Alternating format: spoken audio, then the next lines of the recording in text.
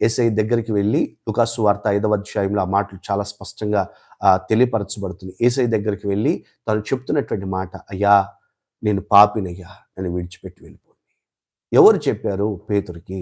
పాపం ఒప్పుకో, పాపం ఒప్పుకో, పాపం ఒప్పుకో, పాపం ఒప్పుకో అని.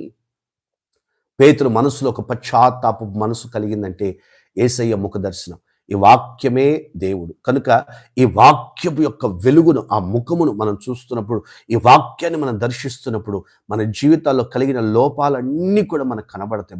మనకే కనబడతాయి. మనల్ని మనమే సరి చేసుకోవాలి. ఎవరో మనల్ని పాయింట్అవుట్ చేయకూడదు. మనల్ని మనమే సరి చేసుకోవాలి. అలా సరి చేసుకోగలిగేటువంటి అనుభవాలు ప్రభు మనకు దయచేయాలి. అలాగే జక్కయ్య జీవితాన్ని కూడా మీరు గమనించండి. యేసయ్యను చూద్దామని చెప్పి వెళ్ళాడు.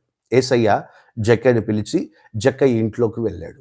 ఎప్పుడైతే యేసయ్య జక్కయ్య ఇంట్లోకి వెళ్ళాడో, యేసయ్యను తేరి చూస్తున్నప్పుడు జక్కయ్య జీవితంలో జరిగిన